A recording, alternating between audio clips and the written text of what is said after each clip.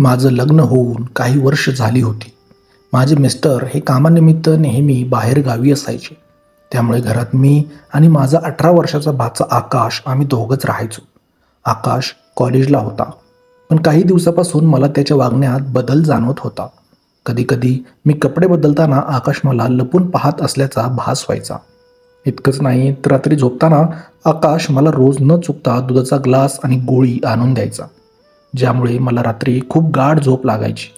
पण सकाळी उठल्यावर मला माझी साडी विस्कटलेली दिसायची. रात्री नेमकं काय होतंय हे मला काहीच समजत नव्हतं.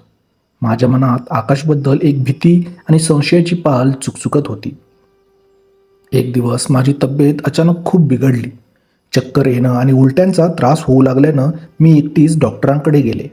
डॉक्टरांनी काही टेस्ट केल्या आणि त्यानंतर त्यांनी मला जो रिपोर्ट दिला तो ऐकून माझ्या पायाखालची जमीन सरकली. डॉक्टरांनी सांगितलं, तुम्ही प्रेग्नंट आहात. माझ्या डोक्यात जणू वीज कोसळली. माझे मिस्टर कित्येक दिवस कित्येक महिने बाहेर होते. मग हे कसं शक्य आहे?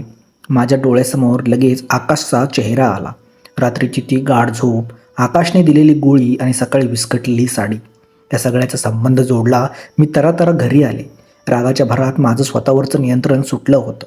मी घरात येताच आकाशला गाठलं आणि मागचा पुढचा कोणताही विचार न करता त्याला खूप उलटसुलट बोलले. आकाश, तू माझा विश्वासाचा खून केलास असं म्हणत मी त्याला घरातून हाकलून दिलं. आकाश रडत होता, स्वतःला निर्दोष सांगत होता, पण संशयाच्या अंधारात मला त्याचं काही ऐकायचं नव्हतं. आकाश घर सोडून गेला. रात्रभर मी रडत होते. दुसऱ्या दिवशी सकाळी अचानक माझ्या फोनची रिंग वाजली. स्क्रीनवर डॉक्टरांचा फोन होता. मी थरथरत्या हाताने फोन उचलला. डॉक्टर पलीकडून म्हणाले, I am very sorry madam. काल आमच्या लॅब असिस्टंटकडून खूप मोठी चूक झाली. तुमचे आणि दुसऱ्या एका पेशंटचे रिपोर्ट एक्सचेंज झाले होते. तुम्ही प्रेग्नंट नाही आहात. तुम्ही पूर्णपणे नॉर्मल आहात. डॉक्टरांचे हे शब्द ऐकून माझ्या अंगावरती काटा आला. माझ्या डोक्यातून रागाचं भूत क्षणामध्ये उतरलं. रात्रीच्या गोळ्या तर आकाश माझ्या डॉक्टरांच्या सांगण्यावरूनच मला देत होता, जेणेकरून मला चांगला आराम मिळावा. पण मी फक्त एका संशयापोटी माझ्या स्वतःच्या भाच्यावरती इतका मोठा आळ घेतला. त्याला घराबाहेर काढलं. मला स्वतःचीच प्रचंड लाज वाटू लागली. मी एका क्षणात एका निष्पाप मुलाचं आयुष्य आणि आमचं नातं पणाला लावलं होतं.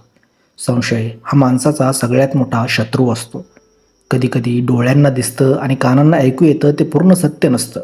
कोणत्याही निष्कर्षावर पोहोचण्याआधी सत्य जाणून घेणं हे खूप गरजेचं असतं. नाहीतर एका चुकीच्या निर्णयामुळे आयुष्यभराचा पश्चाताप हा पदरी पडत असतो.